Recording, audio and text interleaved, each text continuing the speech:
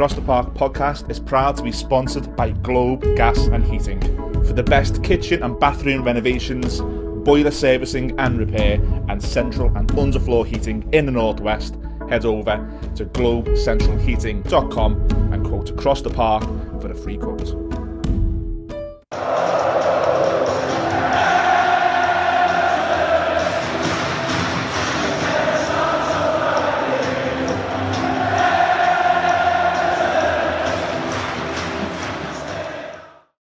Hello everyone, welcome back to the Across the Park podcast. It's myself, Judgy, with Millsy in the studio, as always, in the fantastic Pod Cafe. Great to be back. It's been a few weeks break, obviously, in between Christmas. Hopefully you didn't miss us too much. We will be reviewing the Crystal Palace FA Cup tie, which obviously gives us a replay in 10 days' time. We'll be looking forward to that clash with Aston Villa at Goodison, and we'll be tackling loads of the questions, thanks as always to the questions that we've been given on social media. Thank you to our sponsors, Globe Heating and Gas, long-term sponsors, really appreciate that. Get over and visit their Instagram page if you're after a bathroom in the new year to freshen up your house. Give them a shout. Equally, if your boiler's on the blink, they're the guys to contact. Millsy, again, it's been a little bit of a break from proceedings. How are you, first of all? Good. It's been a nice... I don't speak to you, like. No, exactly. People think we're not mates. No, it's been good. You had a chaotic Christmas day, didn't you? Cooking for 16. We had a bit of a gammon and turkey debate. We had some comments in there last time. People were telling us how to make a gammon and stuff. So just for all our listeners, how did the 16-man hosting go on Christmas Day? It's a plan? It went to plan. It went to plan. It was probably the hardest Christmas Day I've had in a while, just because, like, and I hope no one's watching, you know, the relatives are watching. Normally we have this kind of unwritten rule that when people turn up, they start chipping in and helping out with, you know, just plating up, because that's the hardest bit. Anyone who does a dinner and has done a dinner for more than 5 people, getting it out hot is the hardest bit. So normally everyone just starts to go, okay, well, I'll jump on the peas and the sprouts or whatever. I'll jump on the carrots. Everyone just went and sat down, and I was like, what's going on here? So in the end, I was like getting a bit flustered, and I was like, can someone just come and help out? So my dad got up to help out, and bless him, my dad's probably the worst person you could ask. Like, he's missing plates. He's also one of the kindest, for this podcast, he's also one of the kindest people he'd help anyone. Oh, so yeah, exactly. Your dad That's what I mean. That. He was always the first. He was always the first person to jump up, but he probably would have been the last person I would have wanted to volunteer. But we got there. Dinner got out. No one died of food poison. It was again, I didn't really enjoy it that much. You just don't enjoy it when you're slaving over it for 6 or 7 hours. But all went well. We all had a nice Christmas, and So all those comments who were talking to us about the gammon and the turkey, he nailed it. You were all either right if you agreed with them, or you're wrong if you disagreed. My boy nailed it. But it has been nice to have a bit of a break from the podcast. I think the viewers probably needed a break from us. We needed a break from just coming into the studio, and Pod Cafe probably needed a break from us as well. But 2024, let's have it. We're back, yeah. We've got loads in the pipeline as always. We were chatting before the show. You know, you'd always come into the new year, whether it's your own personal life, your professional life, you know, with a bit of renewed vigour. And we want to try and make the show bigger and better. As always, any suggestions you've got for that, anything you'd like a little bit more from us, any part of our content that you enjoy more than others, please let us know. It's always helpful for us. That we certainly don't want to waste our time doing things that's not going to get your attention and that you're not going to enjoy. So without further ado, Millsy, let's kick into the most recent news before we talk, or we go back to the Crystal Palace game. Something that's just broke, if you like, in the last few minutes before we come on air, and that's the growing speculation around Amadou Onana making a move in January. Arsenal, it seems, if we're to believe the reliable journalists that are tweeting about it, have expressed a formal interest in signing Onana in this window. Just thoughts on that? It's a messy one because of the timing. This window's, we always get told this window's hard to buy in, so why would you selling it? But we know it came out today that the 777 group have put another £50 million. That's £150 they put in now to the club. They then become a creditor if that doesn't go through. We know our financial situation isn't the best.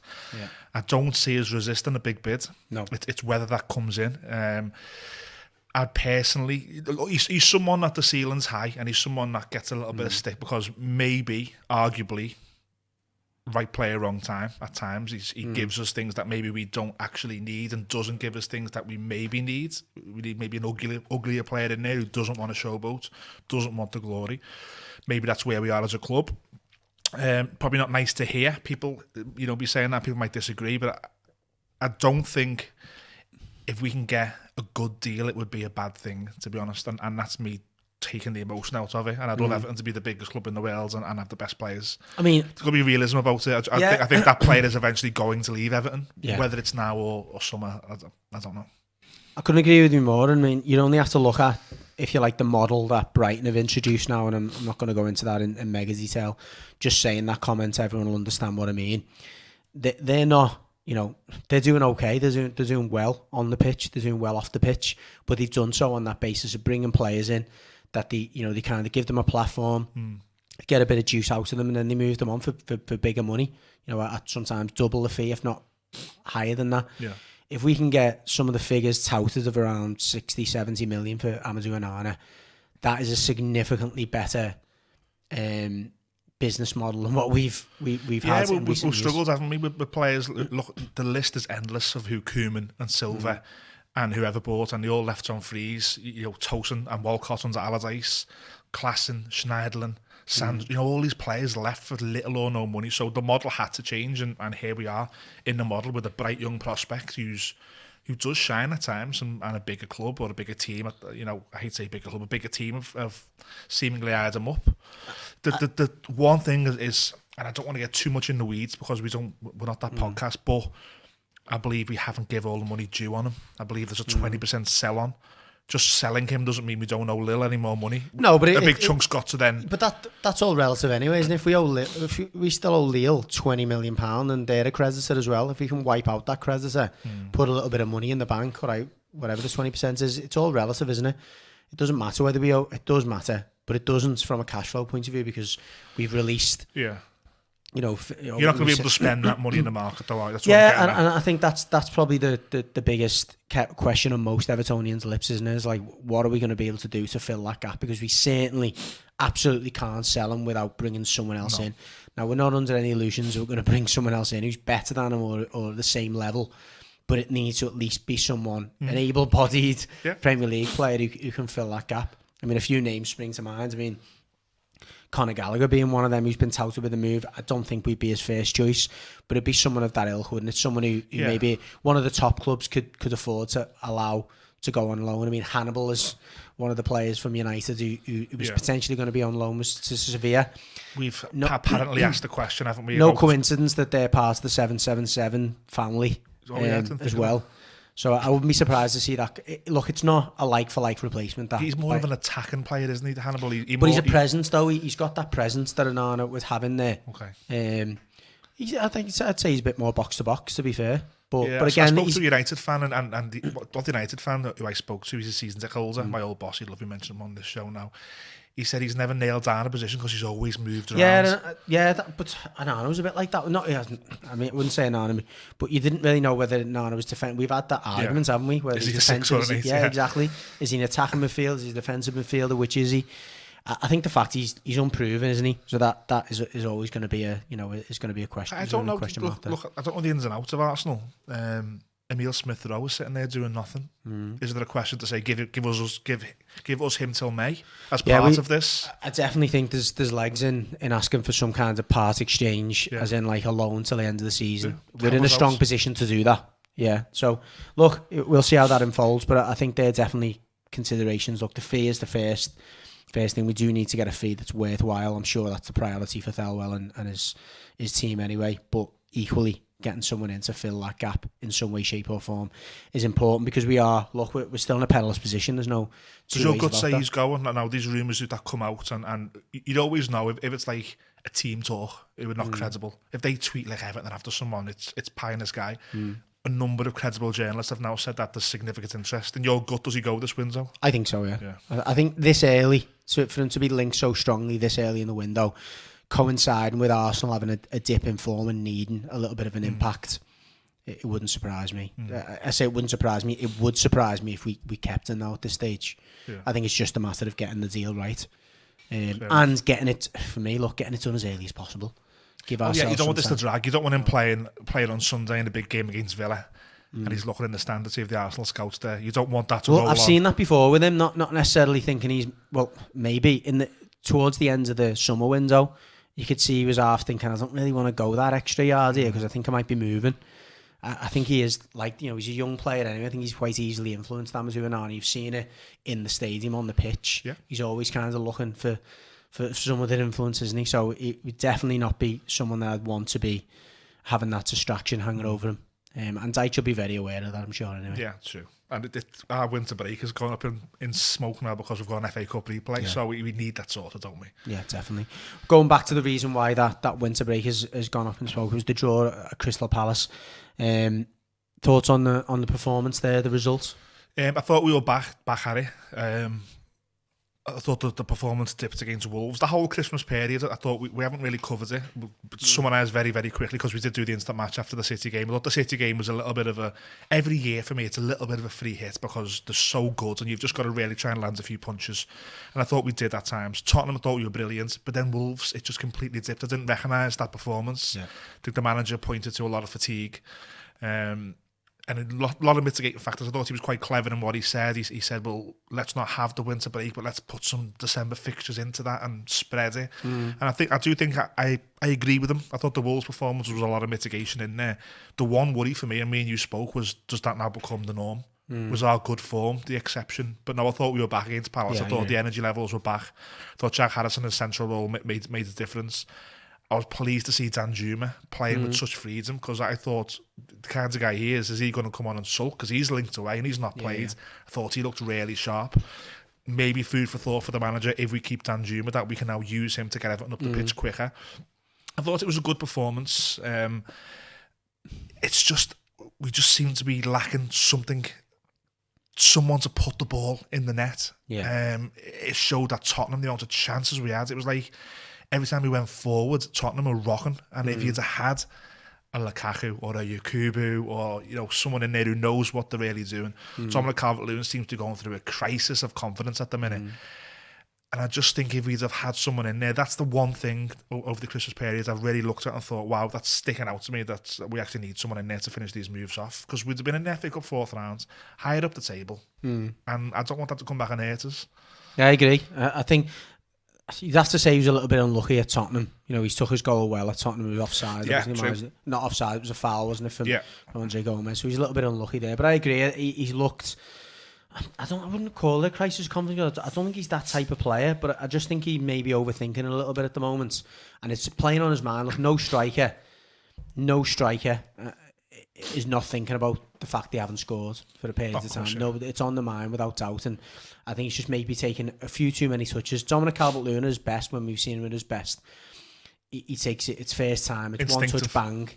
At the moment, he's just taking one or too many touches and it's just getting away from him slightly. And you're seeing that again at Palace. Do you think, I mean, you spoke about this, but for the show, do you think the amount of games he's had now, where, I'm not going to say he hasn't made a difference because I think we're a better team with him in it, the amount of games where he's not scored a goal now, does Beto deserve that run? Does the manager now say to Beto, give Dominic Calvert-Lewin 5 or 6 games there, he hasn't scored, I'm going to give the share to you for the same amount of games? Is that, you know, it's something you'd be supportive of? Because I certainly would. Yeah, I do. And I think I did say, when Calvert-Lewin first come back into the team, and he come back into it pretty much straight away, the minute that Beto didn't score in a game, it was pretty much straight away. It was after the Sheffield United game, Beto played really well away from home. I can't remember the next game was.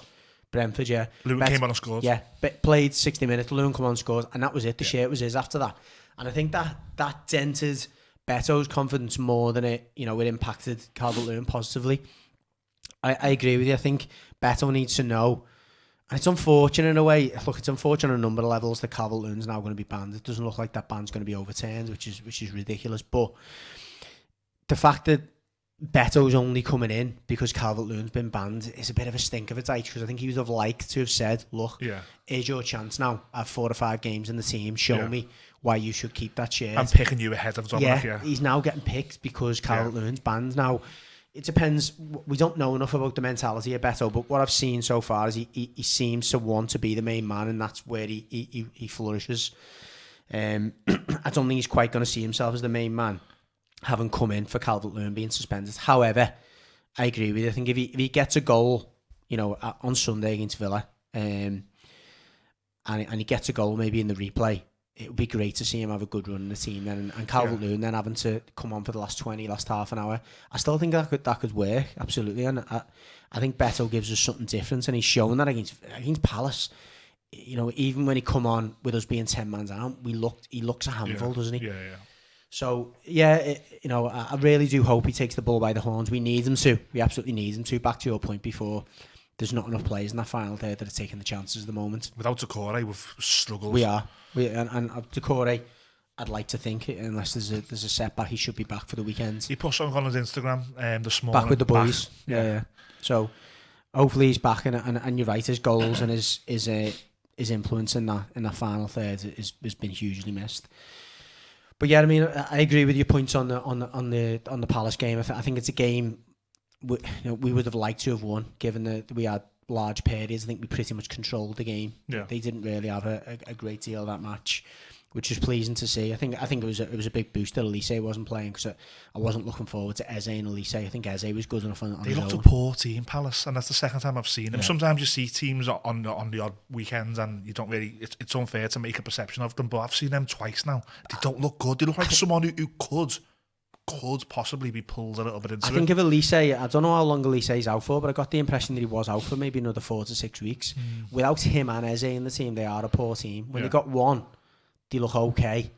But without both of them, which is when we played them last time away, they are a poor team. I think they need both of those on the pitch. Yeah.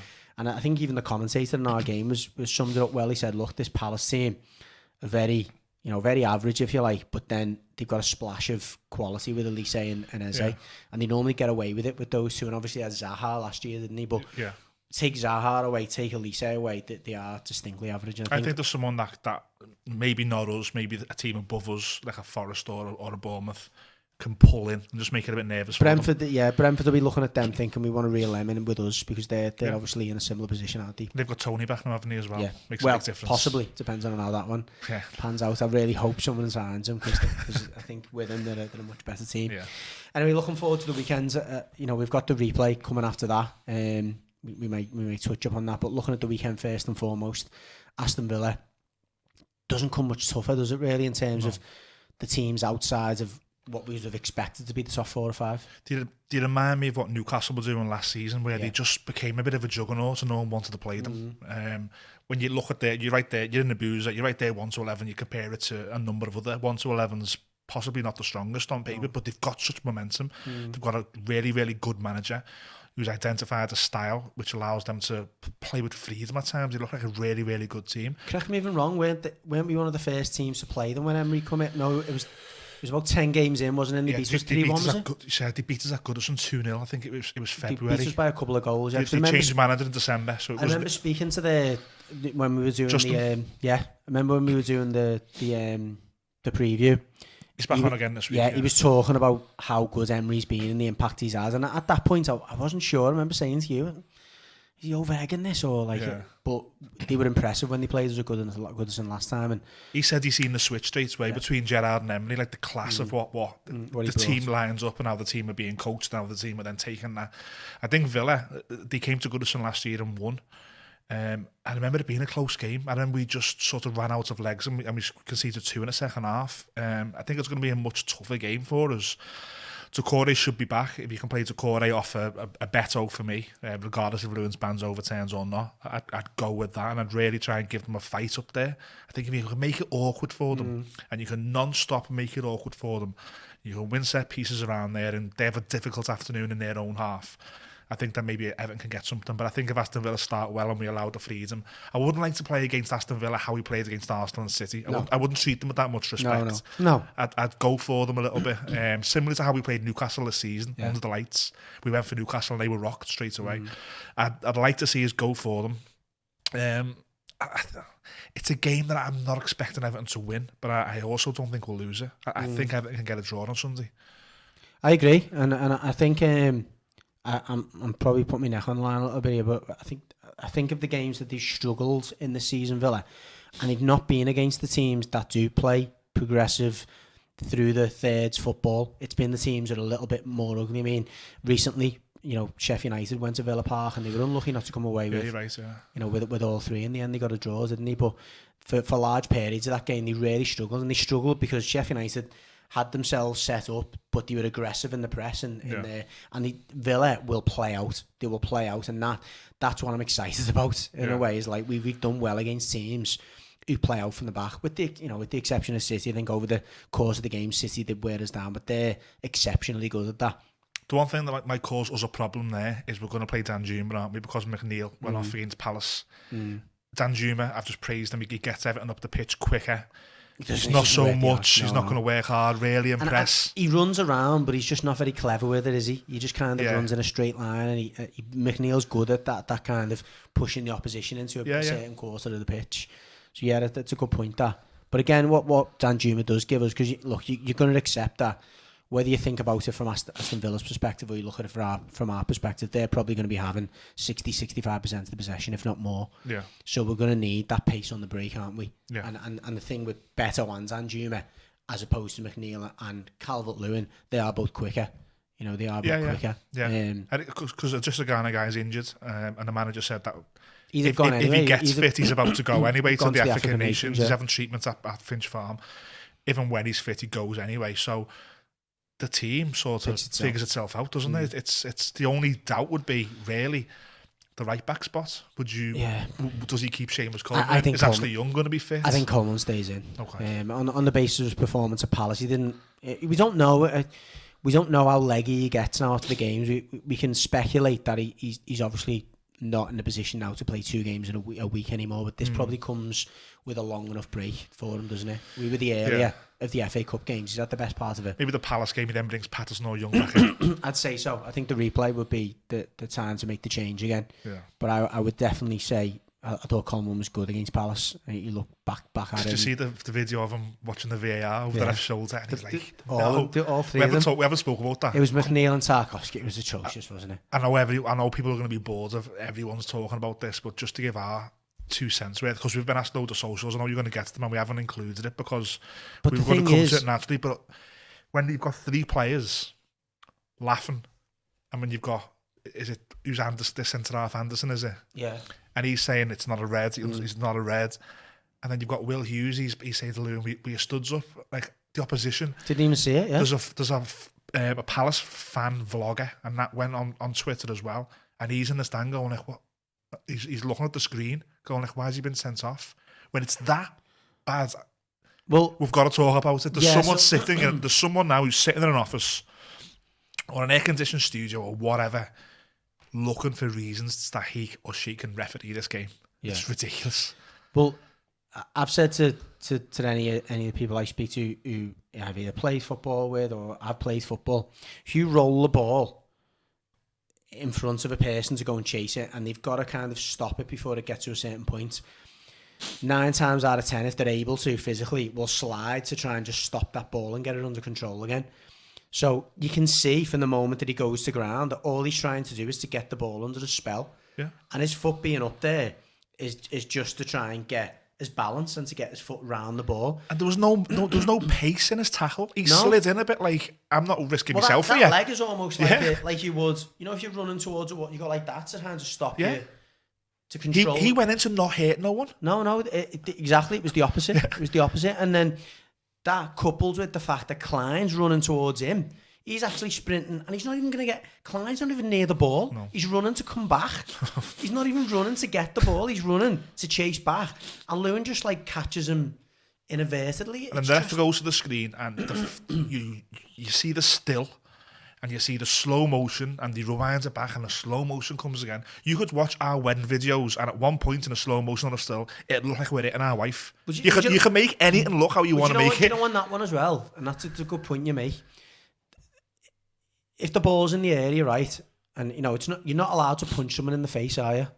No. Just answer that question. No, you're not allowed to punch someone in the face. Bear with me. If the ball comes into the penalty area and the goalie comes out and punches the ball, and someone jumps up for a header behind it and gets hit by the goalie, nothing's happening about that because the goalie's punching the ball. And what's that still look like? That still looks terrible. That still look horrendous, wouldn't it? It couldn't look any worse. Exactly. But you wouldn't. The keeper would definitely not get sent off for that. It's getting there's been loads of noise and loads of other clubs, I get it, have been affected. I'm only here to talk about my club. We are getting the shitty end of the stick with this lately. Yeah. And people have put numerous clips together. Everton haven't had a man sent off against them since 2020. We've had no penalty all season. We've played with 10 men on numerous occasions. The whole conspiracy corruption thing raises its head again. The Everton fan advisory boards have written to the PGMOL, basically pointing out Michael Keane's goal in the first game of the season was disallowed. Next week, someone else got it. The Onana shirt tug at inconsistent, Tottenham. And look, then happens again, and it's getting a lot now. Forgetting about it being us, and I agree with what you're saying, and that I'm sure that'll be clipped later on to go out there. It's just so inconsistent. Yeah. It's just so inconsistent. As you say, someone sitting in an air-conditioned room 200 miles away is trying to re-referee that game, and there's just no context there. All they're doing is watching replays back and trying to find something to pin on someone. That's wrong. That's just that's not good for the game. As Alan Shearer said yesterday on commentating on the Liverpool Arsenal game, he watched the Sunderland Newcastle game the day before. He said it's one of the best games of football he's seen in ages because VAR didn't ruin it. And there was loads challenging that. There's loads of high octane stuff and big challenges going. I seen the tackle from 09 on the Miley or whatever, the Newcastle kids, and it was a proper 90s Derby challenge. Tackle. But Miley got right back up. I almost think he got right back up thinking, VAR's not here, what's the point? Yeah, probably, yeah. He smashed me, he's got the ball, it is what it is. And it was great to see from both players. There should be someone, one person who's in these studios or in the middle, in the stands or whatever, there should be someone in every game now who's got some sort of, I don't know, like, and he tells them, hang on, you can't give that because last week in the other game they never got it. We've set our precedents here. Sort of like a script controller kind of thing. If you're a character in a script and someone says, "Oh, Gary's going to do this," but hang on, he's already done it. Yeah, we can't because last week we done this with Gary. You can't do it again. But someone's going to have to say, "You can't give that." I guess the argument is though you'd start to get decisions that wouldn't get given, even though they were the right decision because someone's had it before. I'm not sure I necessarily agree with that. However, there's got to be something. It can't carry on as it is.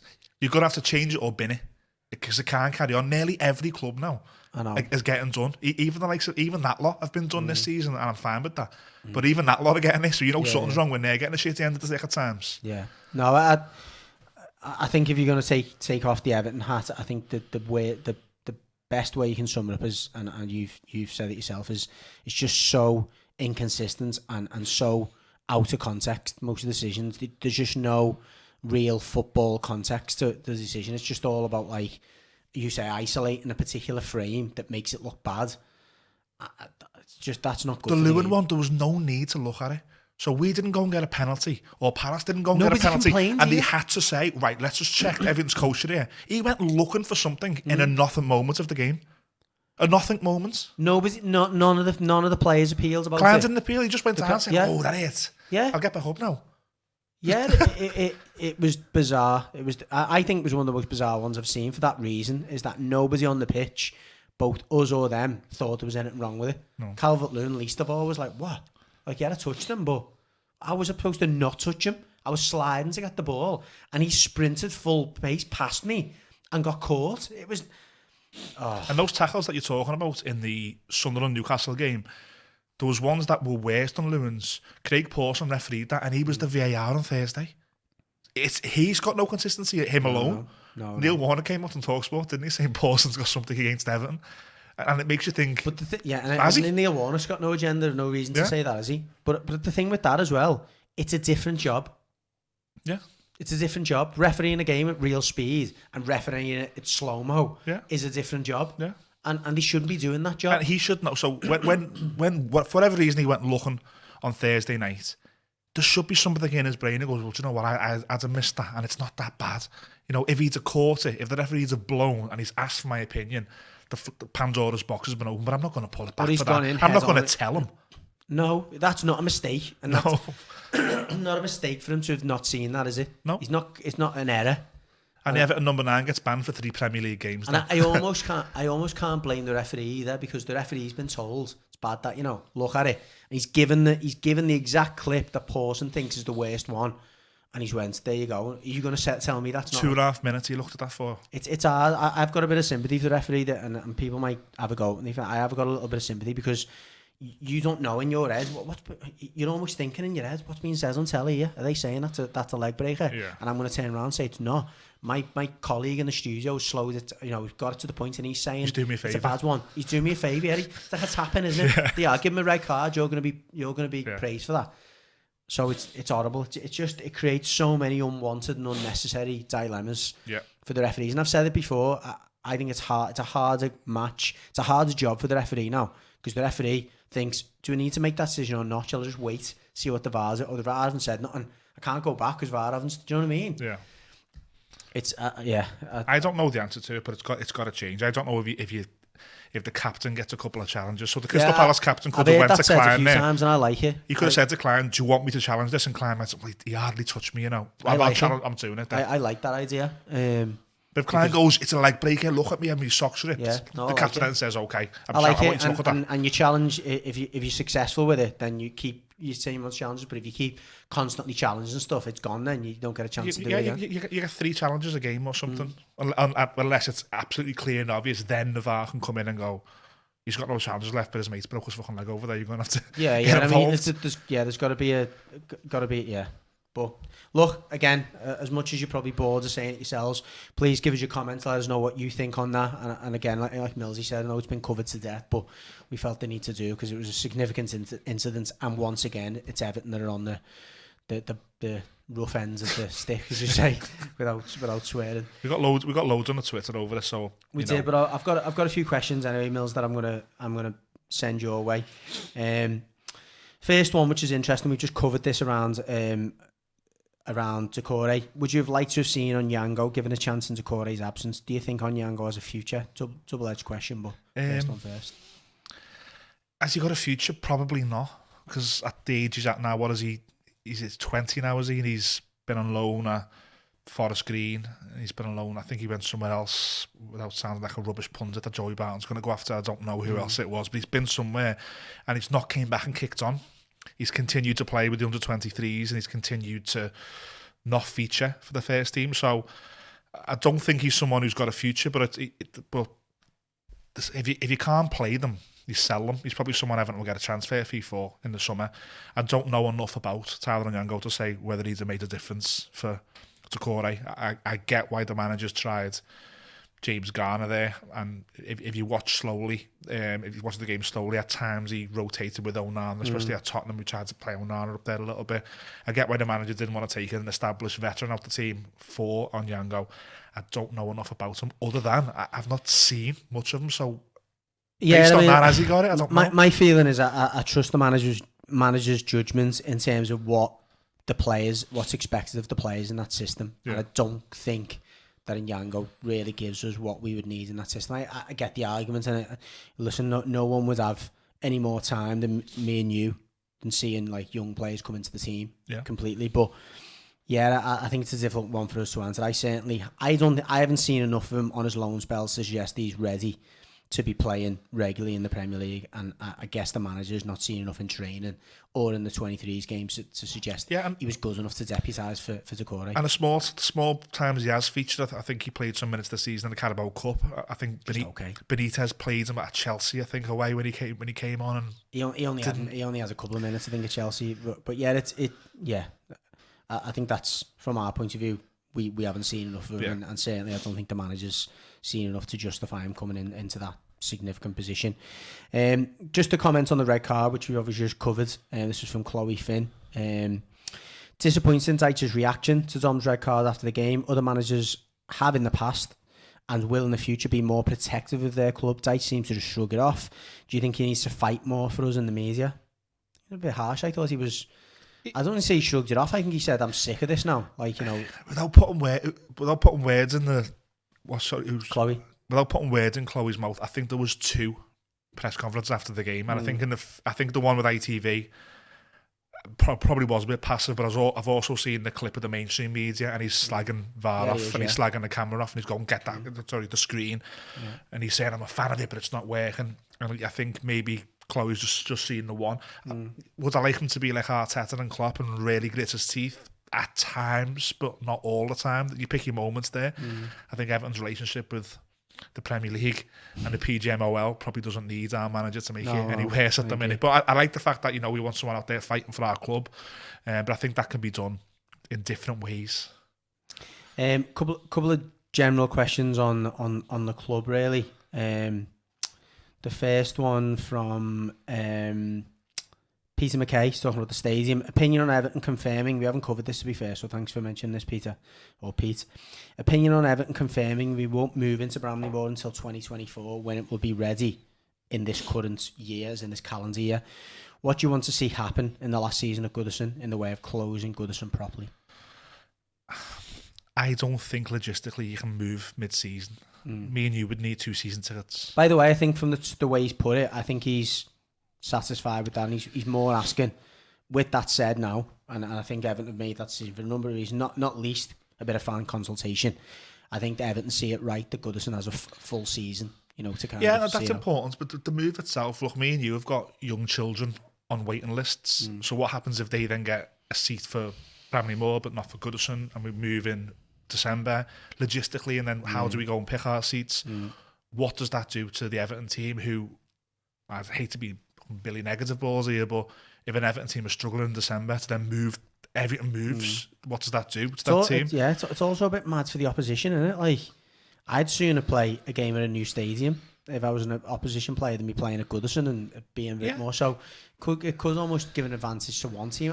I almost think Everton shouldn't be allowed to do that. Imagine our first game in December is a 6-pointer against our rivals. Zakori can't find a bog. You know what I mean? He's looking something like that. It's little things. I look. The ground's going to be ready. There'll be test events. I imagine the women will play there. I imagine the 123s will play there. I imagine the legends might have a game there, and I imagine the fans will be allowed to go in. So again, his main question, sorry, Millsy, at the end is, what do you want to see happen in the last season at Goodison by way of closing Goodison properly? It's got to be done in a special way, because you're going to have people, maybe 3 or 4 generations in the stand together. You want to count down the last 10, I think, the last 10 if fixtures, you can. 10, 9, 8, 7. If we're in a position where the club is or the team are in a healthy position, and you can really enjoy going the game, and there's nothing hanging over your head, as I've hated Bournemouth or Palace to have been our last game. But if we're in a position where we arguably should be now, where it's mid-table, and you can, you know, enjoy going the game and take your family and take your little boy or take your little girl, take your granddad, take your nan, whatever it is, and enjoy Goodison. I'd love to see, we've had this on, the last game has to honour the legends. The last game has to get them out. Similar to what Tottenham done and West Ham done when they moved. They got them out. I'd love to see fucking Paul McCartney there. I'd love to see Beatles tunes. We do speak to obviously the Everton comms team and marketing team. I'd love to see like a countdown from 10 down to 1, and almost do it in decades. So like, right, we're going to cover players from the 50s era or 40s, you know what I mean? Almost like right up to, and then the very last one being legends. This is what we deem to be from each decade, the legends that have contributed to this club. But I think each decade almost needs its own, because it's easy to overlook, like, you know, maybe decades that we haven't been picking up trophies, but each of those players in their own merit have gave a service to Everton, haven't they? And they deserve recognition. We've met plenty of them, you know, by doing extras, and got a question on that in a minute, where maybe, you know, they haven't been considered legends, but you look at what they've done for the club and what the service they put in and everything, and they don't really maybe get as much recognition from the club as they should do. I agree with that. And you get men and their family coming there, and you see how much Goodison means to them, and vice versa. Selfish point of view, I'd love the fans to be able to do more at Goodison. It's not just a match day for the final year. I don't know how that would work. I don't mean we just turn up and have a burger there, but there's fans, there's lots of events. Come and see Goodison Park lit up for the last time. There's events, there's going to be not so much of a concert, but there's things happening throughout the season. We're going to have a night with Neville Southall in the park end. We're going to fill the park end for and put screens on the pitch, and we're going to honour them. You know, just do that at Goodison. I like that. We've got 3 or 4 or 5, haven't we? Suites really that are used on a match day. I think they could definitely be used in the last season, because there is only so many games, and there's obviously thousands of players that could be honoured in a different in one way, shape or form. Not just players, the staff, isn't there? They've contributed to the club, to Goodison. So yeah, I'm assuming, I'm hoping that behind the scenes all that's being planned, and it's all in. So I'd love to see as well, and this is bias because she's our friend and he's our friend. I'd love to see Colin Harvey be the last person to wave. Yeah. Go down that tunnel to Z Cars Yeah. You know what I mean? It's Colin Harvey saying goodbye because you haven't got Ball, you haven't got Dixie. No.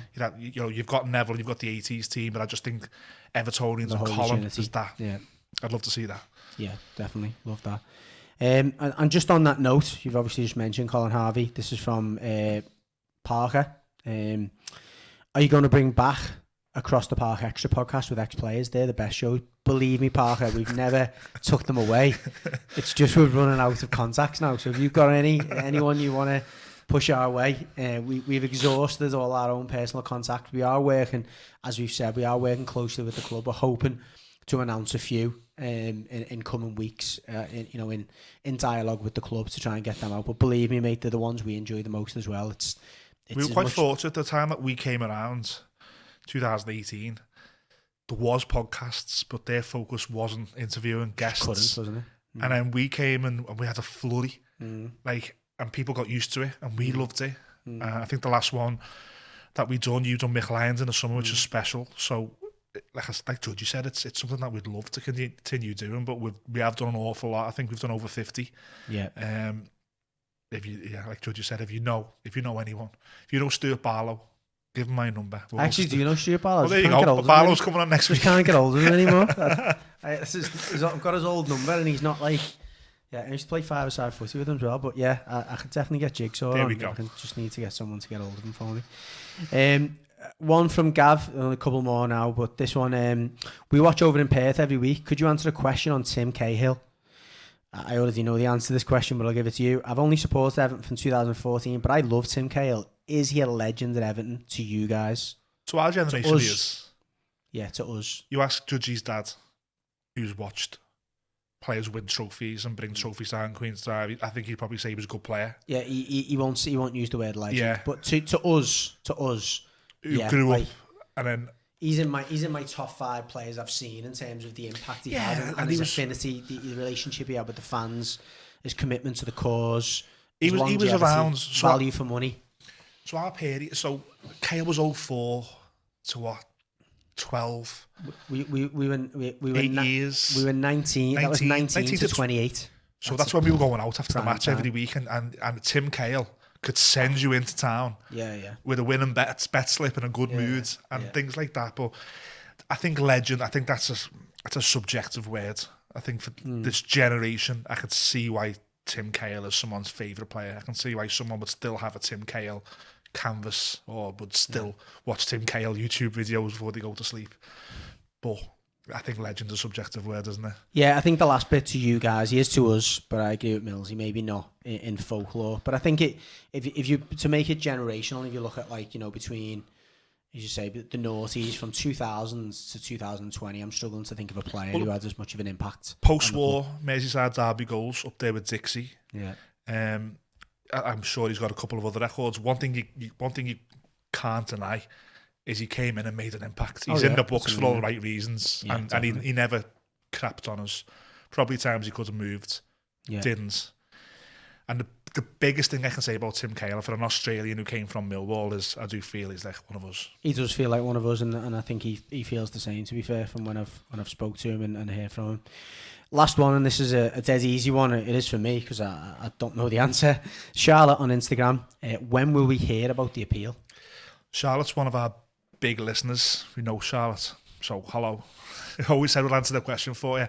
I don't know whether you mean DCL or the No, it'll points. be the appeal on the 10 points. Okay. We've heard that all Premier League clubs had to file their accounts by the 31st of December so that any breaches could be dealt with this year. We've heard that those potential breaches will be reported to the clubs by the end of January. I don't see how we could have another one without the appeal being aired. I think it's going to be that's imminent. What I said to you. It's good imminent, isn't it? Yeah, that's what we had plenty as always. We tried to pick some out that were most relevant to what we were going to speak about on this episode. But as always, appreciate the questions. They are great, and the comments on the episodes are brilliant. We always try to respond to them if we can. Some of them are complimentary, some of them are not. But again, equally the feedback. I love the ones that aren't. If I'm sitting there and I've got time, come for me and I'll come go back. You can always tell that the response is quite witty. It's Millsy. It'll be a little bit more edgy if it's from me. But again, thanks as always for that. And again, just to reiterate our thanks to our sponsors, our thanks to the Pod Cafe. We couldn't really be doing this without the support of you guys. Please make sure you subscribe to our channel if you don't already. It's it really is important to us. It helps a lot. We don't. It's not our full-time job, but it allows us to spend a bit more time doing things. The question on the extras gives us a little bit more time and resource to go and hunt extras. Sometimes you have to pay for people to come in, even if it's just paying for their expenses. So all that really helps just by clicking subscribe. If any of your mates don't subscribe, tell them subscribe as well, because it helps. But again, thanks as always. Really appreciate it. We will be doing an instant match reaction after the Aston Villa game, so look out for that. And as always, up the toffees.